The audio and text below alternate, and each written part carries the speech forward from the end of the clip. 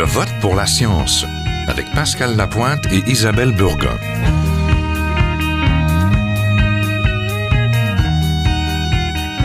Bonjour.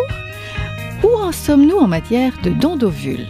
Un acte médical qui ouvre la porte de la maternité pour bon nombre de couples infertiles.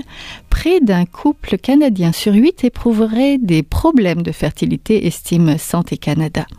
Depuis que le gouvernement québécois a mis fin à la gratuité du programme de procréation assistée, l'Association des couples infertiles du Québec assure que de nombreux Québécois ont recours au sociofinancement pour payer les frais de la fécondation in vitro.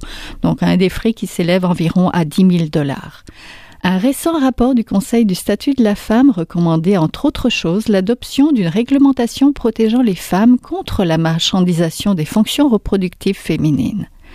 La loi fédérale sur la procréation assistée, adoptée en 2004, posait déjà certains grands principes qui orientent d'ailleurs Santé Canada, l'organisme chargé de faire respecter la loi, comme la priorité de la santé et du bien-être des enfants à naître, la nécessité de protéger la santé des femmes, l'obligation d'obtenir un consentement éclairé. Cette loi comprend également des balises autour des dépenses pouvant être remboursées aux mères porteuses. Rappelons qu'avant l'adoption de cette loi, il était possible de rémunérer la donneuse d'ovules jusqu'à 3 000 $ pour un don d'ovules, mais aujourd'hui, au Canada, cela est passible d'amende et même de peine de prison.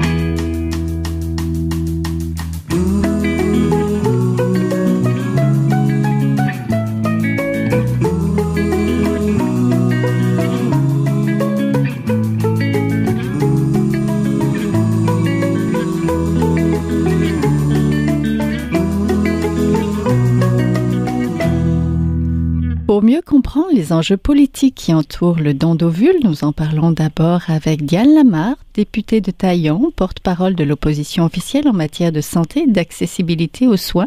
Bonjour. Bonjour, Mme Burgon. Vous êtes critique face aux politiques du gouvernement libéral qui désire privatiser la procréation assistée et le don d'ovules. Expliquez-nous un peu votre position. En fait, ça s'est inscrit dans le projet de loi 20 à un moment où le commissaire à la santé et au bien-être avait fait un rapport qui demandait que l'on balise certains éléments de la loi qui permettaient, entre autres, le remboursement des frais pour la fécondation in vitro.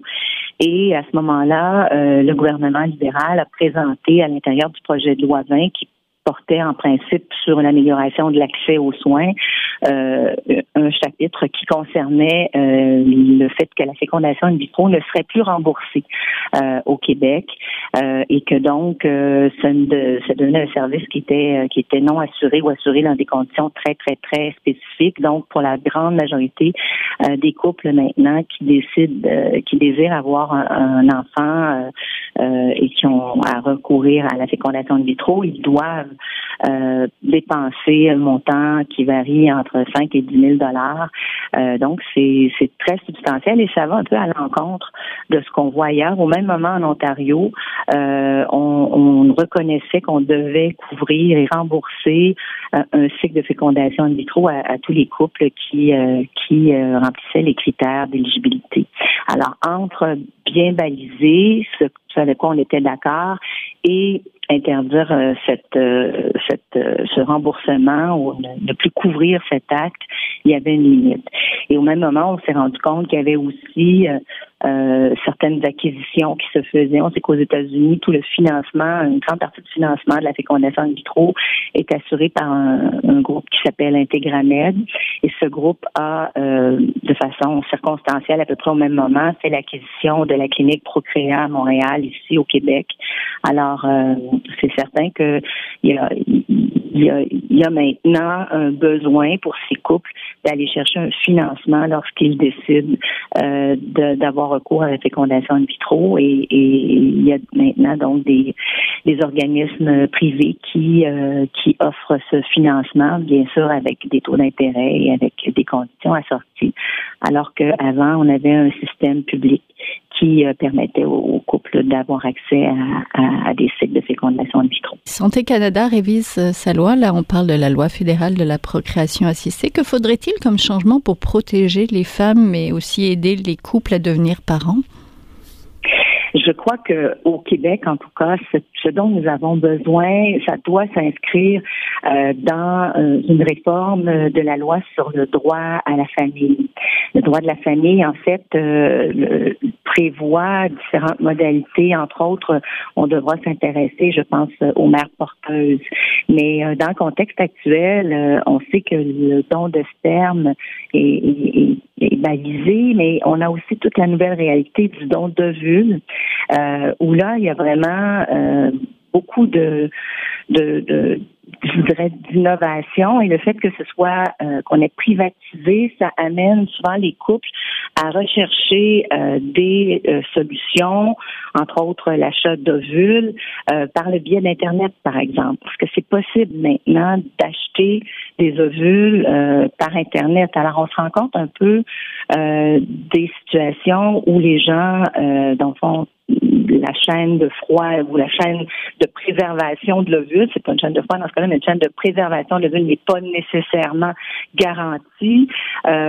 Et il y a toute la notion du marchandage au niveau de la procréation qui doit être très bien balisée. On sait que lorsqu'une femme, par exemple, désire donner ses ovules, il ne doit pas, ça doit pas faire l'objet d'une transaction financière. Ça, c'est pas permis.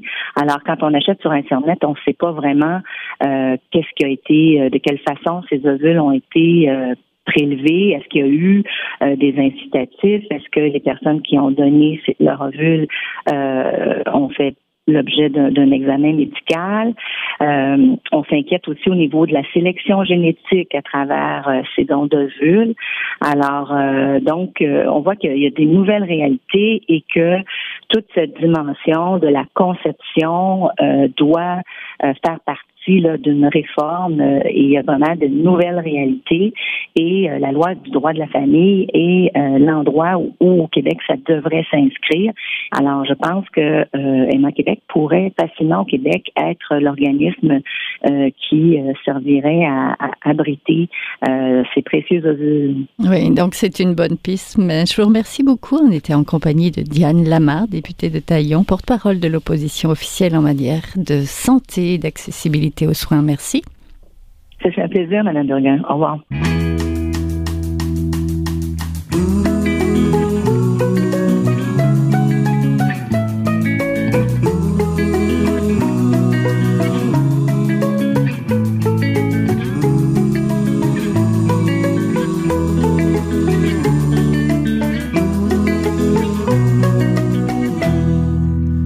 Pour mieux comprendre les enjeux de droit qui entourent le don d'ovules, je rejoins Louise Langevin, professeure titulaire à la faculté de droit de l'Université Laval. Bonjour. Bonjour. Parler de don d'ovules, c'est un peu se fourvoyer, car même si le droit canadien interdit la vente d'ovules, peu de femmes donnent des ovules. Elles les vendent, n'est-ce pas?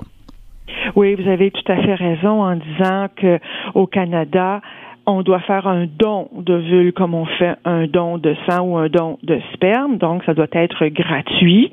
Mais il y a un marché souterrain ou clandestin où des femmes au Canada vendent quand même leurs ovules. Quelles sont les interdictions liées au don d'ovules d'un point de vue législatif, si on reste dans le don d'ovules? Oui. D'un point de vue législatif, le Canada interdit la vente d'ovules comme la vente de sperme. Donc, on doit parler de don d'ovules. Mais dans les faits, on sait très bien qu'il y a un marché clandestin. Il suffit d'aller sur Internet et on peut trouver des vendeuses d'ovules et des acheteurs d'ovules. Donc, il y a un marché assez lucratif, clandestin, malgré tout, au Canada. Que dit la loi? Comment protège la loi? En fait. La loi fédérale sur cette question interdit toute vente commerciale, toute transaction commerciale du don d'ovules.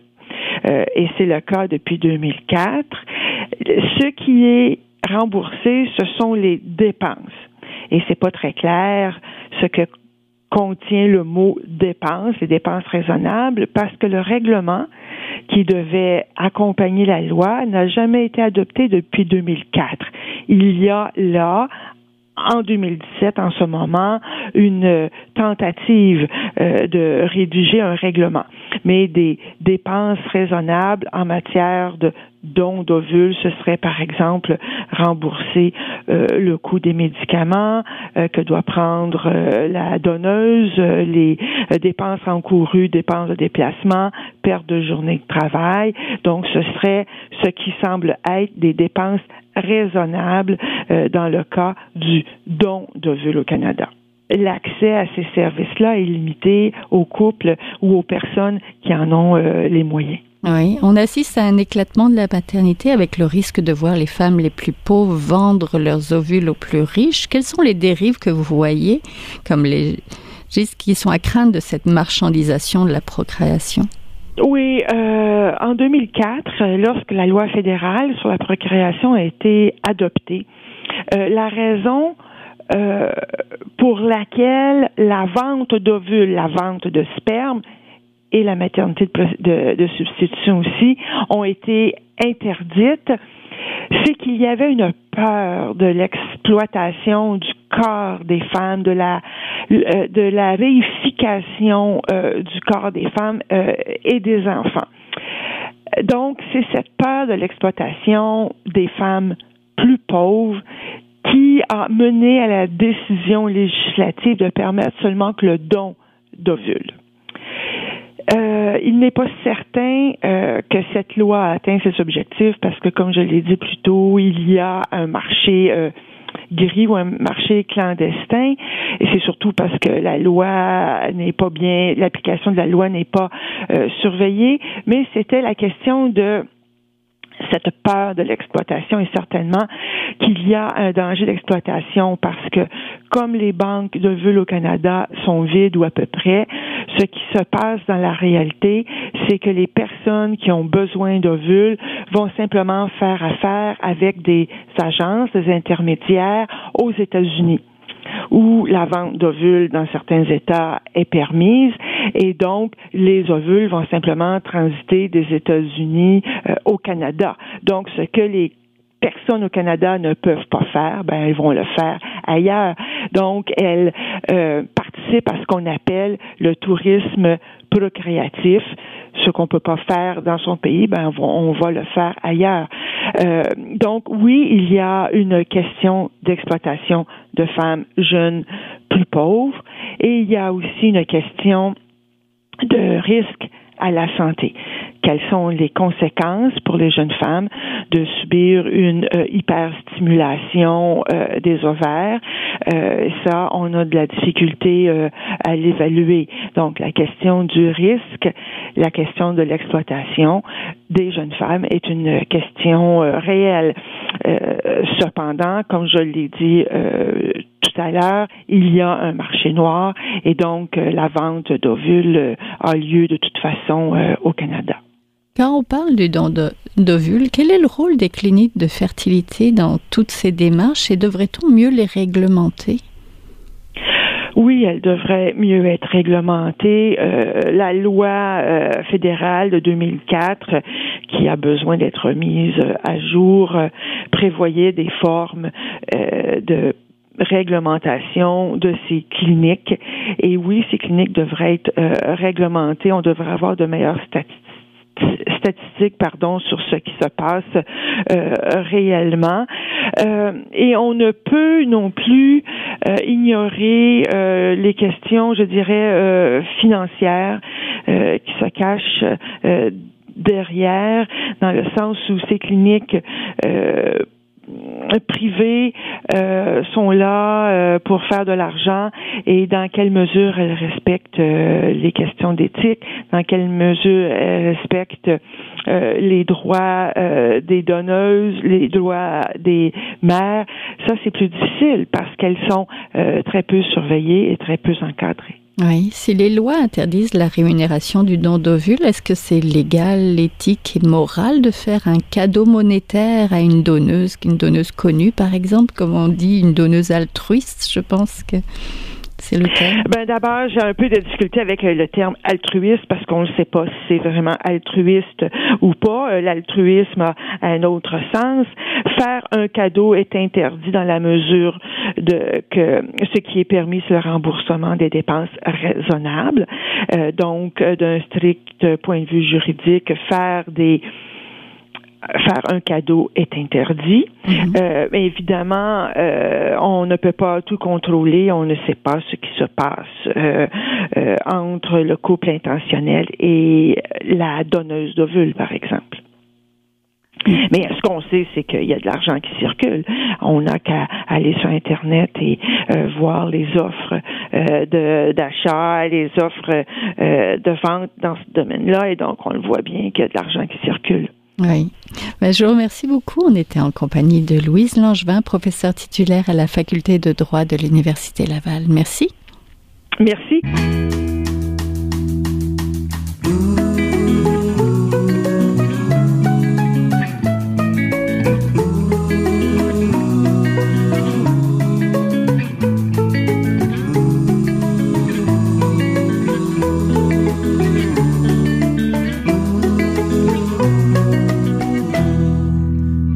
Pour mieux comprendre comment se passe le don d'ovules au sein des cliniques de fertilité, nous en parlons à présent avec la docteure Coralie Beauchamp de la clinique OVO. Bonjour. Bonjour. Quelles sont les principales raisons pour lesquelles une femme va avoir recours à un don d'ovules? Alors, la principale raison, en général, c'est l'âge. C'est une femme qui arrive dans sa quarantaine et qui a des problèmes de conception. On va lui faire des tests de fertilité ainsi qu'une réserve ovarienne. Et suite à ces résultats-là, on lui annonce que sa réserve ovarienne est très diminuée ou même qu'elle a des niveaux de préménopause. Et donc, ses chances de conception en traitement de fertilité avec ses propres ovules sont très, très diminués, presque absents. Donc, à ce moment-là, la seule option pour cette dame-là, c'est le don d'ovules. Il y a aussi d'autres causes. Par exemple, chez des jeunes patientes qui ont déjà eu un cancer, de la chimiothérapie, qui ont une réserve ovarienne très diminuée suite à ces traitements ou qui sont ménopausées suite à ces traitements. Des femmes qui ont eu des chirurgies au niveau des ovaires pour lesquelles on a dû enlever des kystes qui a diminué de façon importante leur réserve ovarienne. Et il y a des femmes aussi qui ont des insuffisances ovariennes prématurées d'origine indéterminée. Et ce sont donc toutes des raisons pour avoir recours au don d'ovules. Oui, expliquez-nous comment ça fonctionne. Comment fonctionne le don d'ovules? Alors, il y a deux options. Il y a l'option d'un don d'ovules dirigé ou il y a l'option d'avoir des ovules de banque, donc de donneuses anonymes. Alors, pour la première option, qui est un don d'ovules dirigé, ça veut dire que c'est un couple qui vont donc trouver leur propre donneuse. On va souvent voir, par exemple, une femme dans la quarantaine qui vient avec sa plus jeune sœur qui va donner ses ovules. Alors, évidemment, on doit rencontrer cette donneuse. On doit lui passer un questionnaire médical, génétique. On doit lui expliquer la procédure. On doit obtenir un consentement éclairé donc de cette patiente-là. Elle va voir aussi la psychologue et on va lui faire des tests de réserve ovarienne. Si tout est favorable et que la patiente, après notre rencontre, est toujours très positive à aller de l'avant avec son don, eh bien, on va commencer le traitement. Le traitement maintenant pour elle, donc elle devra prendre des médicaments hormonaux sous forme d'injection pendant une dizaine de jours qu'elle devra s'injecter elle-même et elle viendra durant ce traitement pendant 2 ou 3 fois faire des échographies pour voir que ces ovaires répondent bien à nos traitements.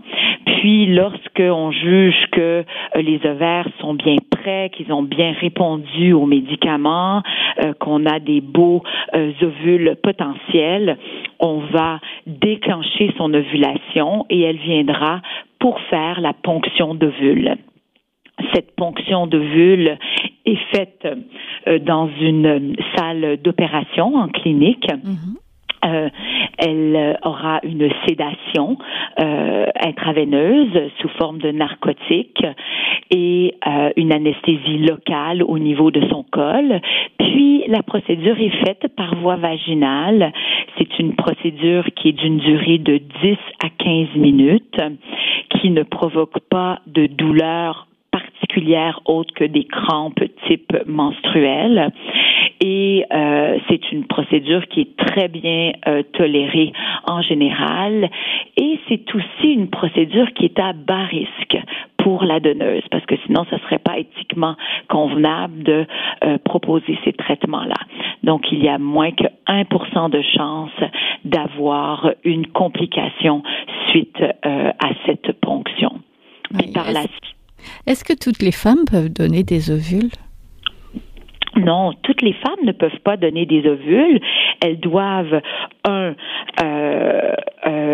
avoir une belle réserve ovarienne. Une femme qui n'a pas une bonne réserve ovarienne, ce n'est pas justifié de lui faire subir tout ce traitement ainsi que la ponction d'ovules pour, au final, ne pas avoir beaucoup d'ovules. Donc, il faut toujours peser risque et bénéfice. Et puis, il y a des femmes qui, médicalement, ne peuvent pas donner des ovules pour des raisons X. Elles ont une maladie chronique qui fait en sorte que si on leur fait le don d'ovules, on les met, elles, plus à risque suite au traitement ou à cause de leur problème médical. Donc, dans ce temps-là, on ne les prend pas en charge et on leur dit, c'est pour ça qu'elles doivent voir un médecin et on fait un questionnaire médical, on fait des tests chez cette donneuse-là et suite à la réception de ces questionnaires-là et des tests chez la donneuse, des fois, on leur dit qu'elles ne peuvent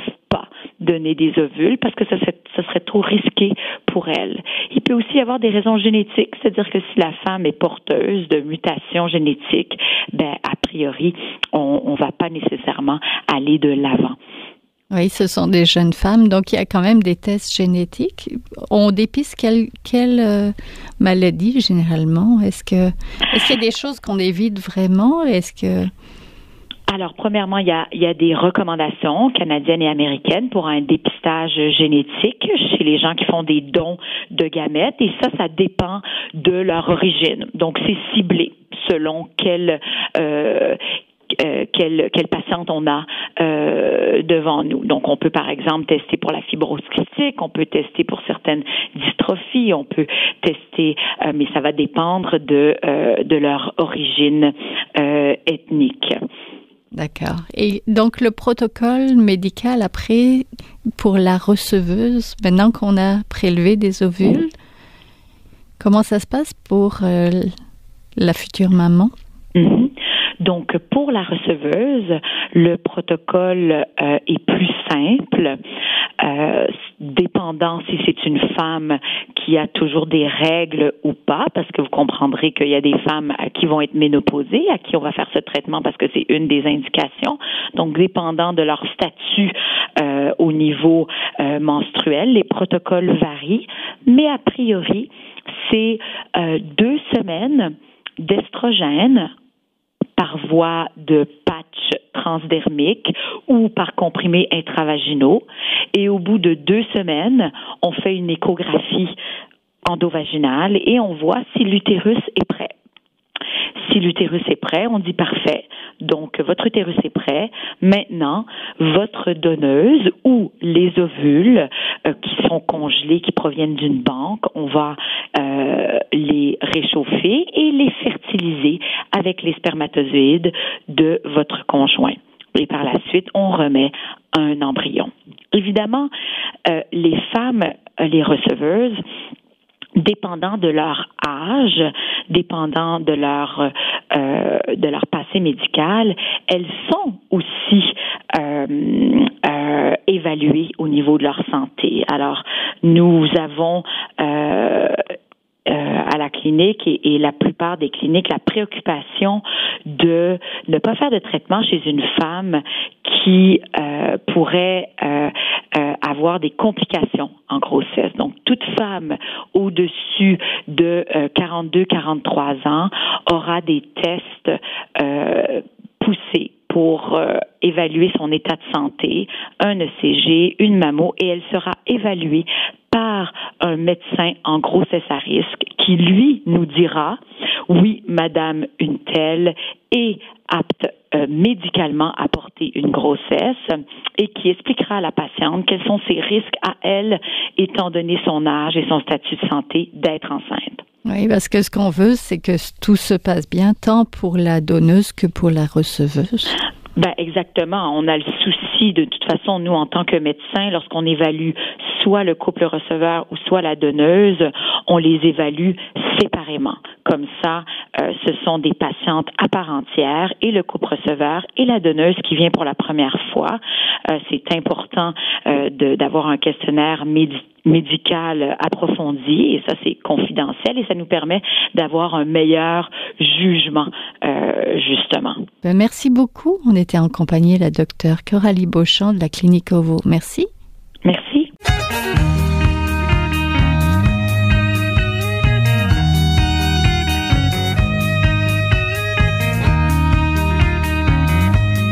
C'est tout pour cette semaine. Je vote pour la science. C'est une production de l'agence Science Presse avec Radio VM. Au micro, Isabelle Burguin. À la recherche, François Cartier. À la régie, Daniel Fortin. Vous pouvez réécouter l'émission à l'antenne de Radio VM ou alors sur le site de l'agence Science Presse et toujours nous suivre sur vos réseaux sociaux préférés. À la semaine prochaine. Jin Jiahua est un chercheur typique de ceux pour qui les progrès de la bioinformatique ont préséance sur le sens biologique et pour qui la grosse science constitue la seule logique. On y parle de génome, de transcriptome et de spliceosome, de traductome, de protéome et de foldéome, de kinome, de protéasome, mais pas du glaucome de Guillaume, de signalosome vers les lysosomes, et puis phone home. Des milliers de candidats qui montent et qui descendent en fonction du stimulus duquel ils dépendent. Pendant que Dr. Roy en ses résultats et avec son accent chinois, il dit comme ça: disco up, disco down, this we're not sure we have to do another time. Disco up, disco down, I like cDNA microarray.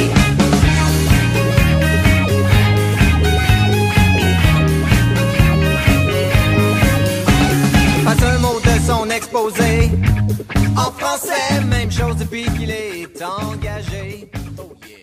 Les réunions de la bourse se font